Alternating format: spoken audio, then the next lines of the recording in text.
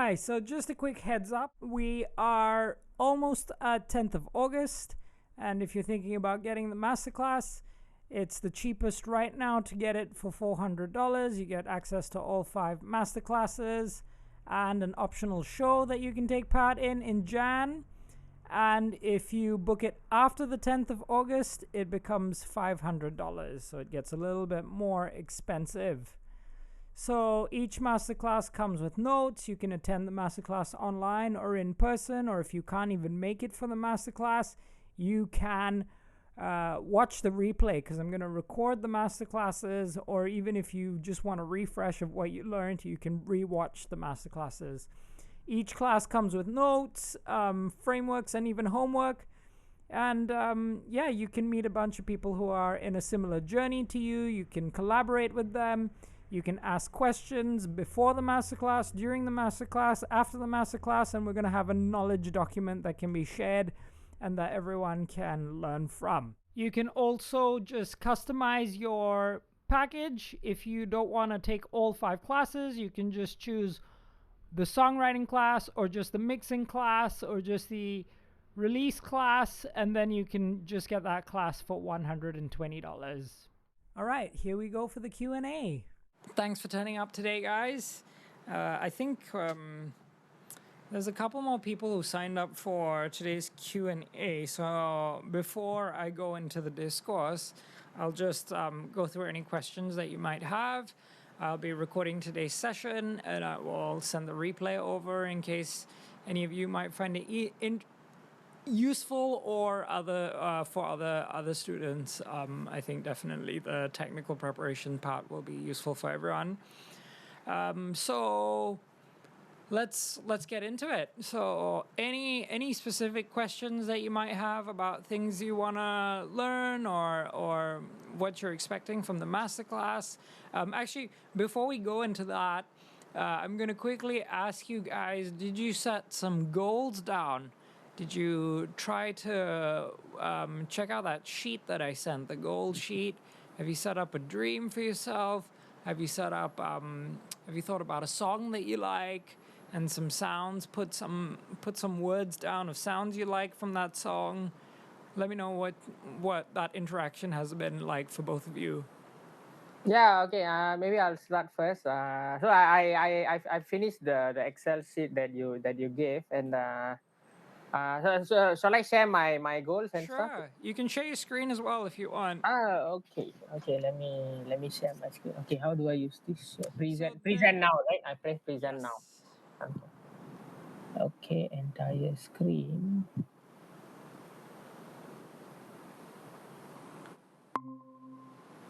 Okay, can you see my screen? I guess. Yes. Yes. Awesome. Thanks.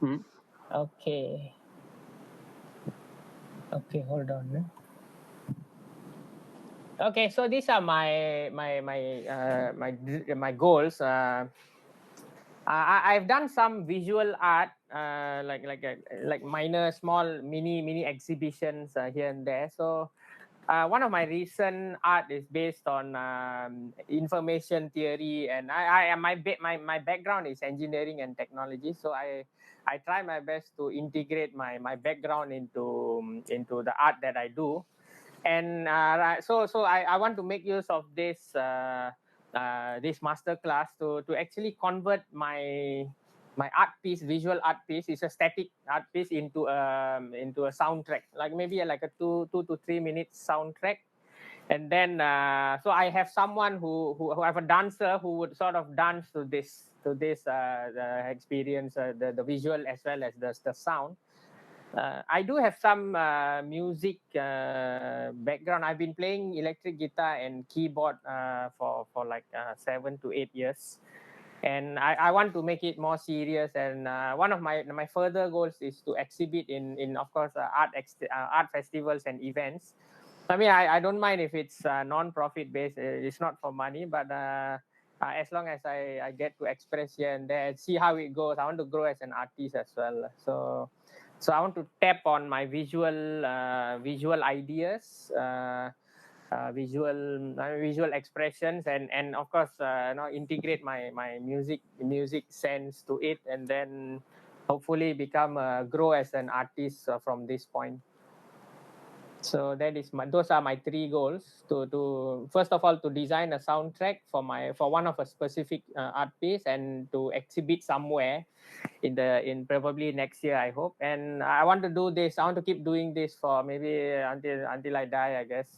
I'm not in a hurry, so I just want to. Whenever I get some interesting ideas, I want to put this in this form to showcase the visual side, to showcase the sound side, and hopefully some dancers can come and interact, or if not, I can just express this as one personal experience.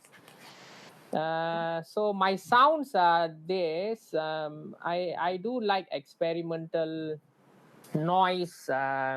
The first one is I've keyed in experimental sounds and noise. So to to declassify it from music, I maybe sound is a better word for me in this context. So number one is more sound for me, to arrange in a random way. I specifically like low frequency bass, the changes and how it interacts with the body and the mind, I guess.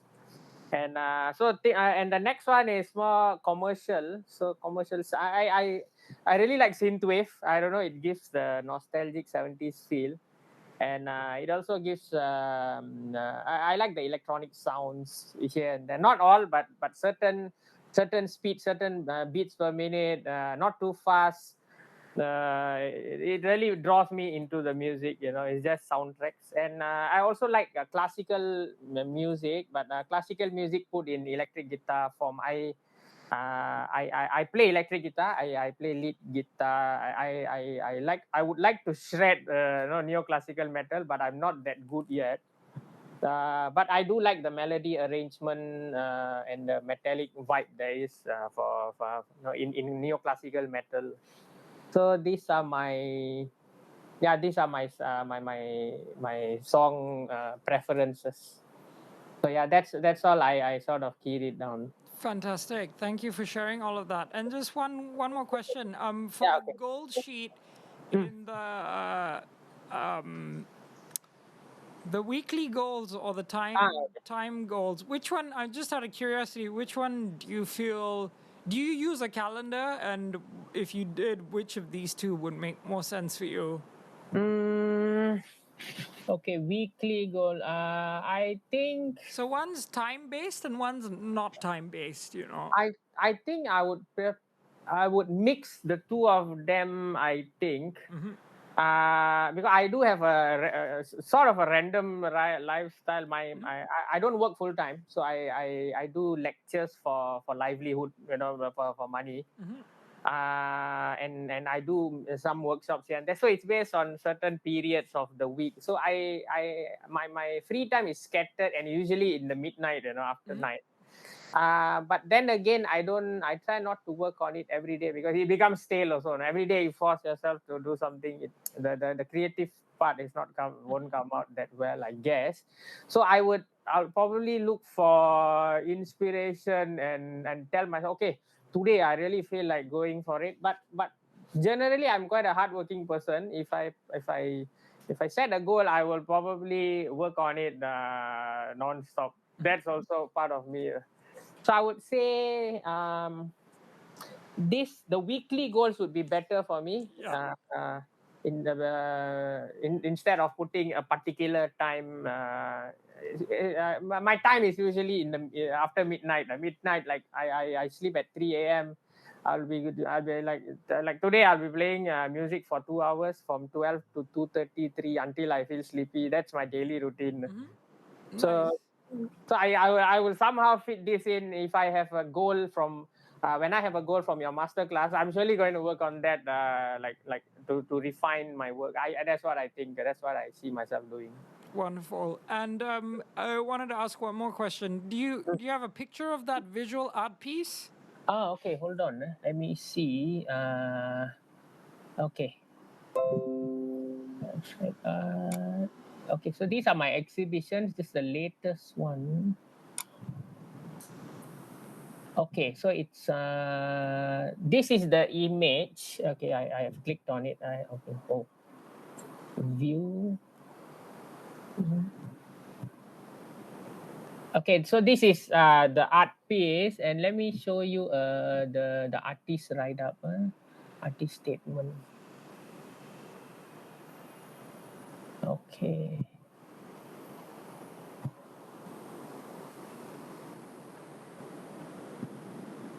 Okay, so there are two art pieces over here. So you can see one is this and one is this. And this is the artist write up, and I want to convert this image into a sound piece. I have a rough idea of what to do, but of course I want to take this opportunity here, as well as learn some stuff, put together other ideas that I learned from your class, and then put them together.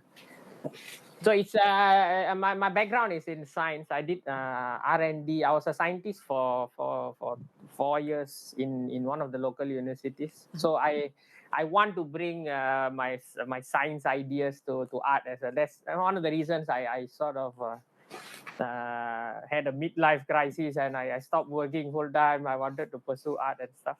So I want to expand on this, my science ideas, put as art, and of course bring the music in this time around. Fantastic. Thank you for sharing. I think all of your goals are achievable, and it's great that you've thought about all of this and set some sounds aside. You're way ahead of the curve already. Okay, thanks. I'm also here. Well, I want to form my network of musicians and artists, so I can collaborate more. Like make that Awesome. great. Yeah, I want to do that as well, to build the network. I think that is very important as well. Absolutely. And how about you, Matthew? I know I've given you access to the sheet pretty late. Apologies for that. That's my bad. Yeah, I thought I'd given it earlier, but there's just so many things going on, and I've been traveling, and it's just been a little bit hard to keep in touch with everything and everyone. Did you manage to have any time to look at the sheet? Yes, I'm trying to. Can you see the Excel file? Yes, I can see Yeah. the Excel file. Okay. And you can hear me also, right? Yes. Okay, so in terms of dream, ambition, or vision, I put few things. So there is one is to make a live show, not really like a big stuff, but in a bar or outside in a garden with some friends and a bit more people. I would like to create a song which I would still enjoy to listen in 5 years ago, in 5 years time from now. I really like to do some kind of like sound healing.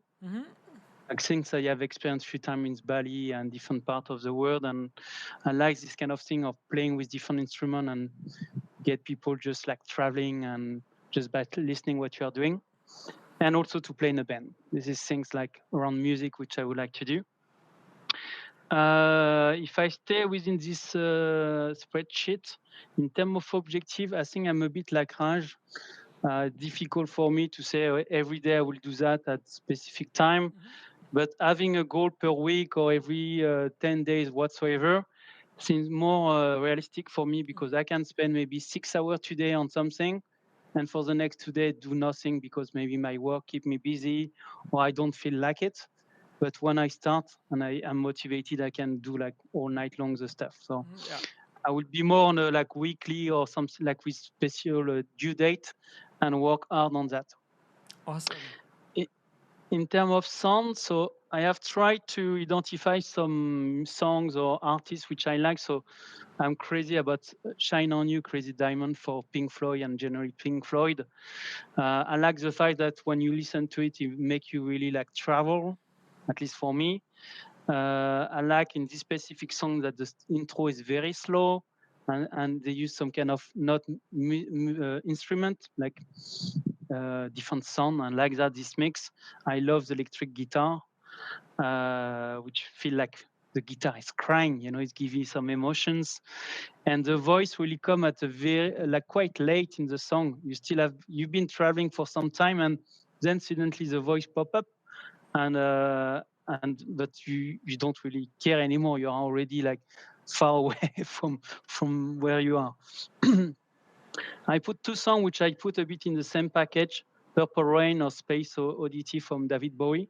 Same, it's kind of like a bit like the Shine on You, Crazy Diamond from Pink Floyd, like this kind of electronic song, guitar, and also rock, and start kind of, I don't know how to say it, but it's not like pure rock music. It's really something in between. I love reggae, so in general. And then here is like some French artists you probably don't know, but there is Philippe Catherine and Rita Mitsuko, which I like their vibe. It's quite punchy. And the artist called M, or his full name is Mathieu Chédid. It's also a very good guitarist, and he has a very interesting voice. So then I have tried to put why I like those specific songs, or what I would like to bring out from those songs. So for example, like from Shine on You, Crazy Diamond, I like the intro style, something quite slow and bring you to a certain stage where the music pop up, the different sound effects and so on. I like the bass from this group, the guitar, so either from Prince or David Gilmour. I love that. This song from David Bowie, I think I like the way the song is structured, no? Between music, voice, chords, these kind of things. And also, when you listen a few times, you can see that sometimes you can just play acoustic also. So I would like to build something which maybe sounds good in electronic version, but if I just have my guitar, I can almost play it and people will recognize the song, you know? And I like also the band called Playing for Change. I don't know if you're aware of those guys. Of course. They play different music, and I like the way they bring like instruments from all around the world, keeping the reggae style or rock style, but it gives this vibe, you know. And I mean, Hopak, we've been together like a month ago, was so nice. Like we had people from all around the world, and I would like to bring this kind of thing, like mixing sound from different things. So I play a bit the guitar. I'm, for me, quite far away to be a good guitar player, but I love that. I have a lot of samplers, so I play with different support. I have crystal balls. I have a lot of kind of instrument, and I would like to try to mix it. And I have already started to create things, but as I didn't really study music or been playing with band, what I do is usually nice for 10, 20 seconds, and then I have tendency to put too much instrument, and then after it just sounds messy, or I never get to really working on a song from A to Z. I work from A to E, which sounds good, but when you want to do it in front of people, it's not enough. So I would like, by being part of a class, really try to say, okay, let's focus on one or two songs and make it A to Z, and get it done, you know. So yeah, that's it. Fantastic. Thank you for sharing. Those are all very achievable goals, and it's really good how detailed you are about what kind of sounds you like. I think that's when you start off as a beginner at music production, that's like one of the things you don't really know. Like I remember when I started, I would just go and try everything. When you try everything, it's good for a period of time, but really now, like as I've evolved, the more defined and the more well scoped my vision and my goal is, the faster and more effective my work is. When you leave things too open, it's good only for a period of time just to try to find stuff you like, but it's not really good to complete work, to work with that thing. So it's more useful to scale your vision down and narrow it down to working with less things and becoming really good with working with less things. It's exactly what I experienced. Like having a sampler, for example, you have access to so many things, and everything sounds good. And then when you start to have too many options, then you don't know where to go. So it's, Yeah. So, yeah, great. Thanks. This is a great exercise that you guys have done. And yeah, once we get into Masterclass, it will be really helpful to when we go into concept and all of that kind of stuff. It will be really useful to look back at these things and to help you to align to get towards your vision. So, any questions in general? Any questions about Masterclass you guys have? Yes. I have listed my questions. Okay, go for it, please. So I will go one by one. Maybe Raj, if you have things you add, feel free to say, Matt. I have a question. For me, it's like, as I'm not based in Singapore, I just want to make sure. So I will do everything probably listening to the record or whatsoever.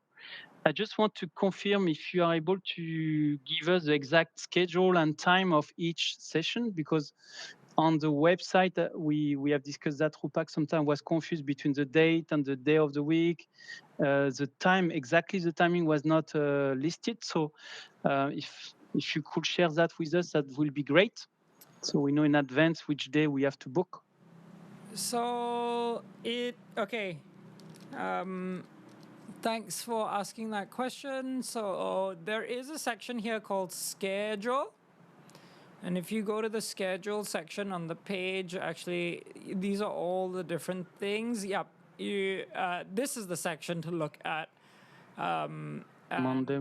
It's every Monday. So It's 15, it's 12, kind of the middle Monday of the month, basically. 14, 12, and okay. So this is the day.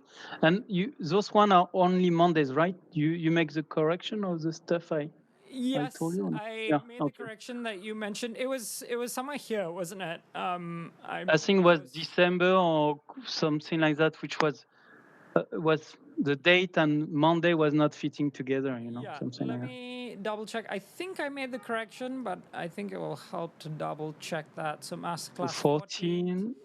of Yeah, November. great. Yeah. 12. And December is 12 is 12th. fine. Yeah. Yeah. And that Okay. was up here, that the error was, yeah, that's, yeah. Good. So And is it 8 class is p.m. Singapore time? Yes, Singapore time, 8 to 10:30 p.m. Singapore time, and 7:30 to 8 p.m. is actually just the space for whoever's in Singapore to come and like network, hang out, just kind of settle down, ground in the space. But classes will start at 8 o'clock. In Singapore, you don't have a winter time, right, or summer time? We don't You stay have at the winter same. time. It's just the same time. Okay, because I think around November there is a time change in Europe. I have to adapt. Okay. Okay, so it's 2 p.m. Okay, fine. That was one of my questions. Then I have another thing more. So let's say I'm not able to join live the session. So I'm going to, let's say, get the replay.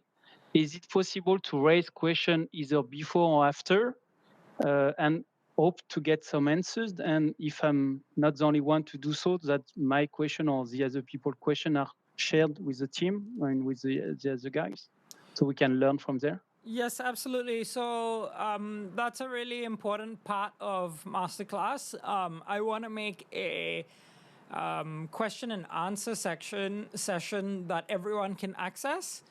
And so I'm planning to make a shared document. I just want to show you what my Q&A with my teacher looks like, so you can get an idea of what we're gonna do. I'm just looking for the document. Sorry, give me one sec. So yes, you can ask questions. I think what we'll do is I think I'd like to use Telegram as the place, and then I will have a systematic place where we can have all the questions placed in specific categories. So, for example, here are my questions with my teacher. Wait, let me see. So I have questions like about volume, about gain, staging, about compresses, compression. So I'll put all these different categories, and then whenever you have questions, we'll put the question in there, and then I will either answer the question, or if other members of the group want to answer the question, they can, or if the question can't be answered, I might ask one of my teachers if I can find answers to those questions. So yes, I want to have a very systematic, easy to access knowledge document that everyone can have access to. Right. And can we, for example, let's say next session, I don't know what the schedule, but let's say it's my son. If I know in advance, let's say I won't be there, but songwriting, can I share with you some question in advance so it could be addressed during the live session? Oh, that's a great idea. You can send some questions in advance. Okay. Other question was, are we able or authorized to collaborate with the other guys? I don't know. Like, let's say, that would be amazing. I think I play a bit of guitar, the other guy play a bit of piano, and I just want a bass line, or I want something translated in a language which I don't speak, or I just want a voice from a lady, a male, and I think I like your voice. So, can we eventually like free to exchange and to help each other together? Yeah, good. Encouraged, and it's a good idea. Great. Okay, and for example, the spreadsheet you gave us, goal and my son, is it personal or we need to share it with you, Rompak? You want to know in advance what are our objectives or something? It's more personal, but I also want to know it because I also want to hopefully see one day that you get to that goal as a result of being a part of this masterclass. So it's, yeah. Can we share it through the email you sent us, the same email address, if you want to share docs with you? How do you want us to communicate? Yeah, you can probably just share the link, and then at some point I'll organize everyone's goals together so I can have that overview of everyone's different targets. So we send it to you as a file, or we put it online and we share you a link. I'll tell you moving forward. Okay. Sorry. Okay. Fine. Yeah, okay. Well, I think is agenda, questions and answer, and interaction between us. That was basically my questions. Awesome. Great. Thanks. Questions. Any questions from your side, Raj? Yes, I have a question. So I mentioned that I want to integrate my art piece, the visual art piece, and the soundtrack. So I have a video in my head that I imagine, like how the video should look like when the soundtrack is supposedly playing. So I want to ask you if it, during the course over the 3 to 4 months, will there be an opportunity for me to use a software to put them in, like learn that aspect of presentation? And are you using Ableton by any chance, Raj? Okay, so I've been using MPC Beats for 6 months.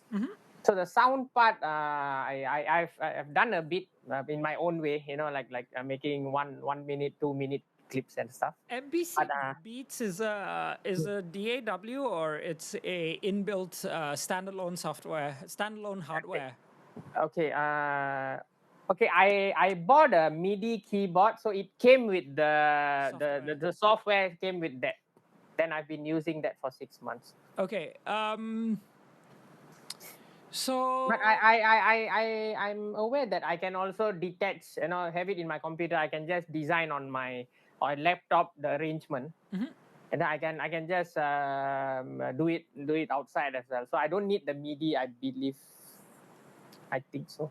So maybe I'll just share my screen real quick for a second. Okay. So with Ableton, for example, and if you use, I've only tried with Ableton and Logic, so I can't really speak for other softwares. But it's very simple to make that connection between video and audio. So I could just drag in a video file. Let me just drag in some video. Okay. just to show you what that looks like. Okay. So I could put a piece of video here, Okay. and the video shows up here. Mm. And if I press play, we're live, we're recording. Oh. Okay. You can actually score that soundtrack and see that visual cue at the same time. So, Okay. so I am going to be teaching with Ableton. You don't necessarily need to use Ableton for the masterclass, but if you are open to trying some new software, and if you're going to do live stuff and video stuff, I definitely highly recommend Ableton. It's so much Okay. fun, and it's easy. Oh. It's very good for live performance. So those two things will put you at a big advantage. So yes, very achievable to. I mean, it's very straightforward with Ableton. Okay. How about to edit a video in terms of animation? I mean, animation in the sense that, okay, let's say I have this full image, and I want, I know, for certain parts of the sound, I want to zoom in on certain parts and sort of navigate in a certain path, you know. So That I will want have that, to be done on the video software, I think, rather than Oh. the sound software. If that was, you're asking about moving the video into a thing. Yeah, yes, correct. That will have to be on the video software. So I use, for example, Final Cut.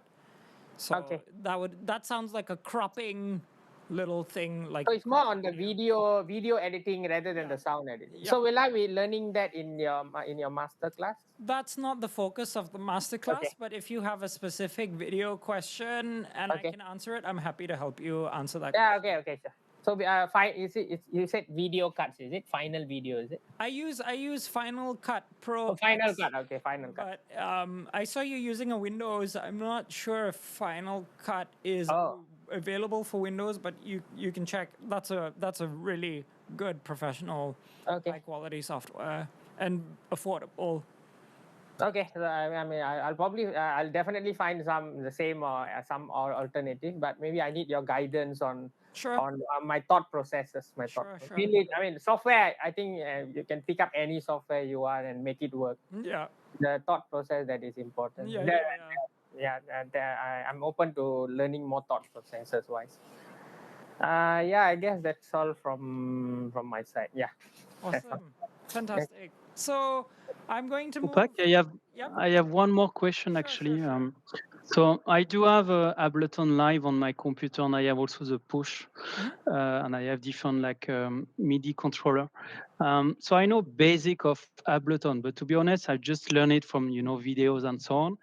I know that this is not like a master class just dedicated to Ableton, but will you be able to teach us how to maybe start properly? That because, for example, video editing, I've done it before, and I realized that I was able to at the end make something interesting, but I didn't follow like key rules, like organizing properly your file or so on.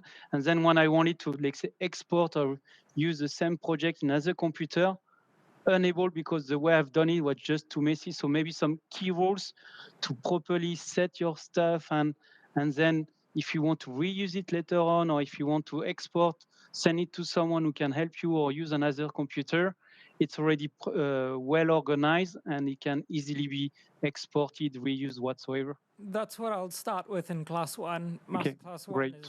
is going to build that foundation to be very solid. Okay, excellent. So it's mostly on Ableton, right? Software. Yeah. But the concept I think works for any software. Any professional software. I think if you use GarageBand, you'll have some limitation in terms of what you can do technically. And did you say you had a second question? Me? Yeah. No. Okay, cool. No, I'm good. I'm good. Okay, great. So before, if you guys have any more questions, just ask away. I'm gonna do a little like discourse on technical preparation. Just some things for you to overview. So during masterclass, I'll be going through most of this stuff here, craft. I won't be going through mastering. It's not a part of masterclass, but I will give you some tips of where you can go to for mastering. But I will mostly cover this section. So I've done this in Q&A 1, and I'm going to go through this section, technical preparation for today's session. Sorry, sorry. Are you sharing screen? Oh, sorry. I'm so Yeah, sorry. sorry. Yeah. No problem. No problem. Thank you for pointing that out. So I'm going to be talking about craft in masterclass, and I will be. So what I was saying just now is I'm going to go through all of this stuff during our masterclass. I'm not going to go through mastering. And today's session, so I went through this session in Q&A 1, and we're going to go through this section in Q&A 2. So let's first talk about space. So having a comfortable space where you can work is really important. And not just having a comfortable space, but setting up your room in an intelligent way will help you save you a lot of time. So what happens when you listen to sound from speakers is the sound comes out and it bounces around on the walls and then it hits your ears. And if you don't do some mini treatment to your room, you will hear all the wrong things. So what happens is everything you hear from your speakers when you export your file and then you go and play it on other speakers, you hear a completely different sound. And so when you so just setting up your room with as much treatment as you can with what you have is going to help you quite a lot.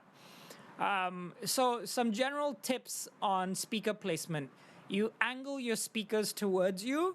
Your ears, you see these are called tweeters here. I don't know what kind of speakers you have. If you don't have speakers and you have headphones, this is not going to be an issue.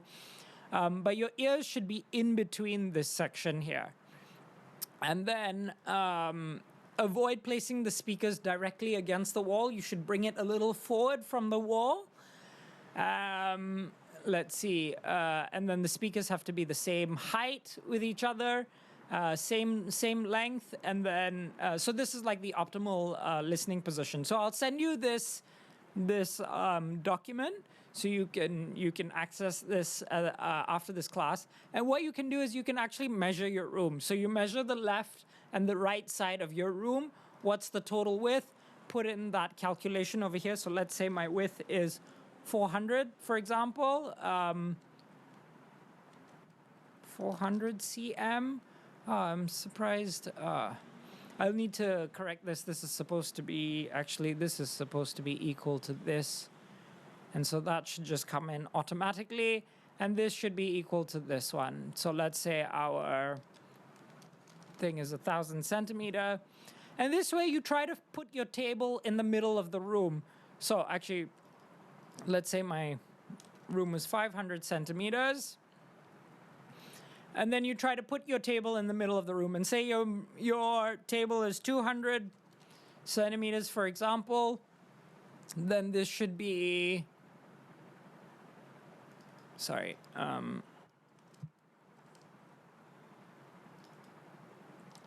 200, and that will be 200 over there. And so you try to kind of centralize this, bring this a little further forward from the center of the room, and just doing this step will help put you at an advantage when it comes to the harder things in music production, which is mixing. So setting up the room well is really important. And then you can treat your room with like carpets on the floor and like the corners of your room if possible. Actually, I'll see if I can take a little video to send you what my room looks like shortly, so you can have an idea. And it's not anything excessively complicated. You can use the things that you have at home and work with those things to help you treat your room. Other things that you can do to help you with your room is just add little paintings, photos, plants, jewelry, whatever makes you happy. Okay, because when you come to your music workspace, you want to be able to look at it and feel excited to work in that space. Things that make you feel good, like snacks or water or scents or things like that, will also help. Keeping your gear easily accessible and not far away is also important. So having little tables where you can put your controllers and things like that, so that automatically you can quickly like get to the creative process. And I actually learned all of this from a course. I took this course. You technically don't have to take this course because I've done all this math here to help you. But if you wanted to look deeper, you can. There's this reference point, and you can check out this course on this website. That's pretty good. So that's about space. Can you hear that background sound? Okay, sorry. And then equipment. Let's talk about equipment. So I think a lot of people don't really know what's the first or the second thing they should buy when they get into music production. So regarding equipment, I mean, having all the gear in the world doesn't make you a better producer. I've heard some really good music made from like phones. I've heard great music made from GarageBand. So, and that's just been simply, it's not about the tools, but it's what you do with the tools, you know. So having more limitations can actually be an advantage rather than a disadvantage. So, so this is just kind of a little list of how, like, you can grow, how your kit can grow. I mean, even if you have all the kit here, that can actually be more difficult to work with than just starting here and having very little kit. But this is a really good point of starting. If you have a computer, you have software, and you have speakers, you're in a good place to start producing. An audio interface and a mic is a huge, huge bonus. It's not mandatory, but this is kind of like how generally I think the natural progression of how producers acquire gear. And acquiring gear becomes more from should come more from a place of need rather than a place of I want it because I've seen other people have it. You know, it should come as a result of, oh, I need to do this thing, so I need this equipment, rather than, oh, if I have that equipment, I'm going to become really good. So just something to keep in mind in terms of when you're acquiring more equipment as you grow older in your musical career. There's also this equipment acquisition resource here. So if you wanted to buy something, you can put it in here, do some research on where you can buy it, put a cost, and then you have that in your subconscious. Writing things down is a huge advantage in terms of realizing the things that you write down. This is why I set out the goals thing. So writing this stuff down is going to be very helpful. Yeah, so this is about the equipment and data management. Now that's the biggest and most important foundation thing to get right at the beginning. So first question is, how do you store your data? For me personally, I found the safest thing to be is to use a good cloud storage company. So I use Dropbox, for example, and I have things that I need that are locally stored and on the cloud. So I have things that are both in the local storage and in the cloud. So if your computer failed, you know, and these things you can never control, like water could spill on it, fire could burn down a house. But if things are on the cloud, it's always safe. You know, you've always got your data safe somewhere. So it's something I definitely recommend first looking at. Where do you store your files? Is your situation safe? I don't recommend hard drives. Hard drives, you know, if you've ever had a hard drive fail in your life, you know that having a hard drive can be a very risky kind of thing to depend on. So this is kind of the first place I would recommend looking at how you save your files. And then just some general things that you would end up saving in music production. You have basically sounds, and sounds come in two forms. You have audio files, which are pre-recorded sounds or sounds that you record. And then you have MIDI, which is like computer-generated sounds. and then you have lots of different types of plugins. And I'm going to go through all of this in detail in class 1 and how we can do all the separation organization. Plugins basically help you to either create sound or modify or transform a sound in some way. And then you have your music project files where you save your songs and creating templates. And we're going to do all of this during the masterclass.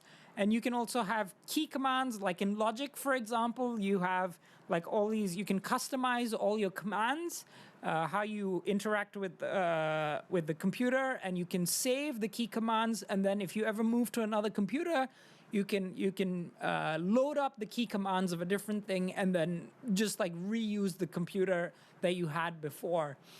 So having all of these kind of knowing how to separate all of these things and how to organize and place them will save you tons of time.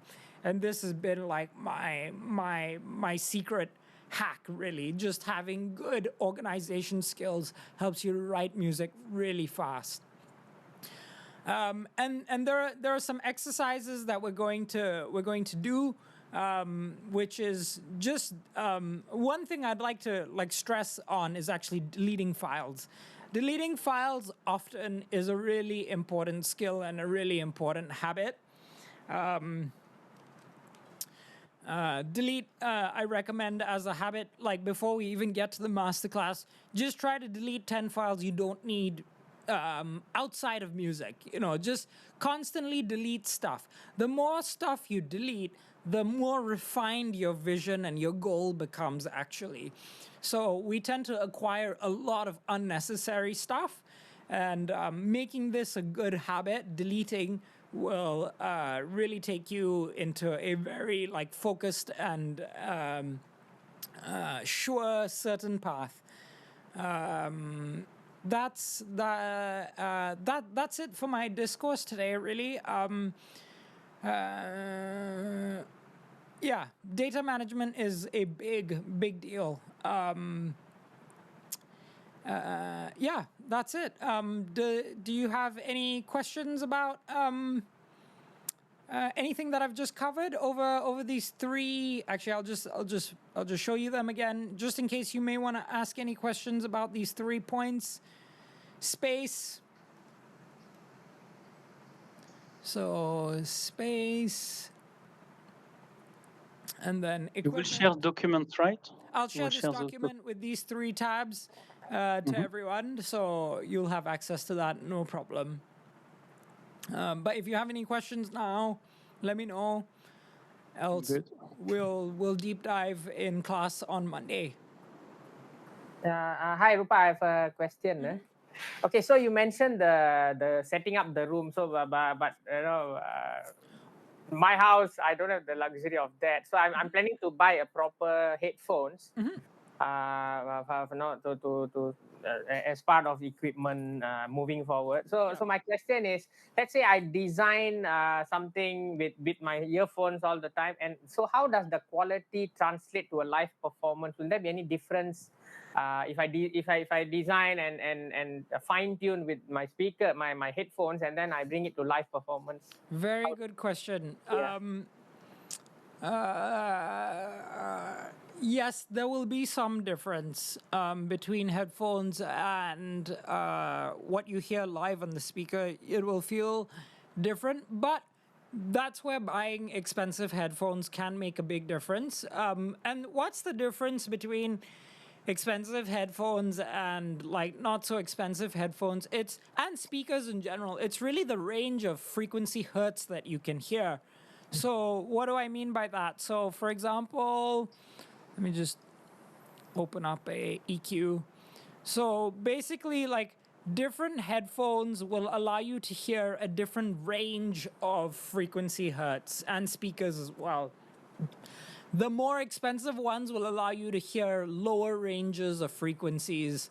And so it puts you at an advantage to get more expensive stuff because you can hear more things. And it's usually hearing the lower end that is more expensive. The more you can hear the sub frequencies, the more expensive those headphones will get. So if you're looking at headphones, I suggest you look at the range at which the frequency hertz can hear up to. My speakers, for example, actually, you know what? I want to just take a quick video of my room to see if you guys can see what my room looks like. Just let me see if I can log in from my phone, and then maybe I can share my screen from my phone. I haven't tried this before. Let's have a look if it works. Yeah. You can see this? Okay, you can see my room, right? Yeah. Let's see. Okay, so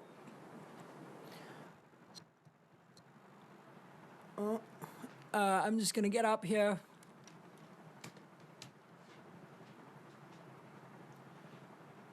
Okay, so in my room, I've got carpets here on the floor, and then like my speakers are here, and they're just a little bit away from the wall. I've got a little bit of cloth, some fabric behind. I've got a painting over there, and then the corners are the most important to kind of trap to put something here. So I've got these like clothes rack kind of stuff, and then I've got bookshelves on the sides, and yeah, I've got a little bit of a weird room myself. Like normally I wouldn't set up my room like this, but because I've got this strange window here on the side, so it's not symmetrical on this other side. There's like a door here, and then there's a window here. That's why I've set up the thing over here, and then this side is actually like more glass kind of things. So yeah, that's kind of like roughly how I've set up the room.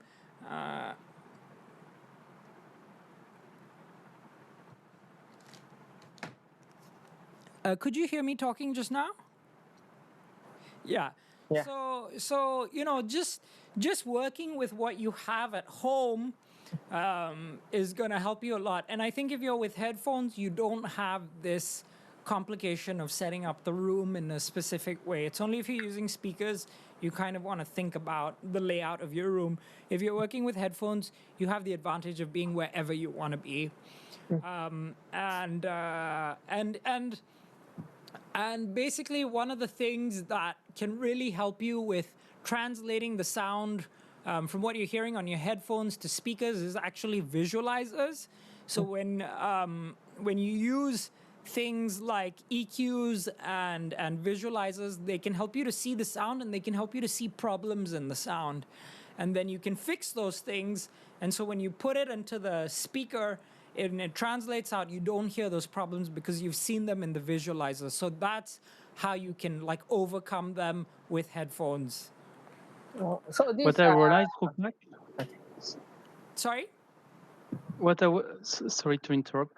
What I was realizing, so I have like speakers connected to my computers, for example, and time to time I try to use a Bluetooth speaker, which is a bit further, and there is kind of delay. And I believe if you use also a headphone, which is Bluetooth, somehow it's not exactly at the same accuracy in terms of latency compared if it's a cable. Don't use headphones. Bluetooth speakers. Yeah, at home, yeah. It's better Or to headphone, use a maybe. cable. It's better to Yeah. use a cable and make sure it's direct. That's it. Okay. So my question is, okay, where was I? Oh, I suddenly lost track. Okay, I'm back. Okay, so you mentioned this visualizers and fine tuning the music, correcting and stuff. So is it available in Ableton or it's separately done somewhere? Very good question. I use external analyzers, and I'm going to talk about them in the mixing class. Okay. There will be a couple of plugins that there are free versions of plugins, so you can definitely use like free plugins, but there are some plugins you just like, it just saves you time and makes your life easier just for paying for them. So I recommend them. You don't have to buy them, but I'll show you why those plugins are useful, and that decision will be in your hands if you want to buy those kind of visualizers and plugins. But I will mostly try to work with free plugins as much as possible, but some plugins, they're just like not negotiable to me. Like, you just have to buy some plugins, like yeah. Okay, so I think I want to learn Ableton as well. So you mentioned there's a 3-month free period, right? Okay, so do you, is it for everybody, or do you have to go through some links from your class? Sorry, 1 second. Hi, Cindy. I will talk to you in a second, but Raj is just asking a question. Keep going, Raj. Sorry. Yeah. Okay. So okay, where was I? Ableton 3 months. Okay. Okay. Yeah, Ableton 3 months. So yeah, do I have to go through a link that you have, or if I just go to the Ableton website, I get a 3-month grace period or something? Actually, the link on the website is to go to Ableton's 3-month trial. It's just straight off into Ableton's Okay. website. Okay. So the 3-month trial gives you access to all the Ableton features, basically, and that just helps you to kind of decide if you want to work with the product, if you want to buy the product or not. I think, like, my personal recommendation is, it's not necessary that you need to go in and get the full suite immediately. Like, when I bought Ableton, I bought it first at the lowest level, no, at the standard level, which was limiting, not giving me access to all of the instruments and all of the sounds. And only when I came to a place of need, when I was like, oh, I need these instruments, I need these plugins, I need these tools, that's when I upgraded to Suite. So I recommend first, like, okay, you have the trial, you can have access to everything, you can try everything. Again, remember what I said, having all the options doesn't make your life easier. It actually can make it harder. Having too many choices can make things harder. So I actually recommend you start with the standard first, and then if you need to upgrade to a suite, I think there's no difference in price. Like, you just pay the difference of whatever the suite to standard was. I think as an educator, you can get discounts. So if you are in education, or if you have friends who are in education, you can get there's an Ableton educational discount option. Yeah. So. Yeah. Okay. That's all from me. Okay. Thanks, man. Awesome. Cindy, hi, Cindy. Actually, I'm going to, if there are no more questions, Cindy, you can ask me some questions. I'm actually going to stop the masterclass now, but I'll stick around, Cindy, to answer any questions you might have or to have a chat with you. I'm just going to end the recording right now. And Cindy, don't worry, I'll send the recording to you too. Raj and Matthew, thank you so much for attending today. Cindy, stick around. Raj and Matthew, you can stick around too.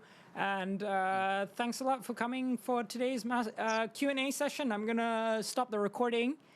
Thank you, guys.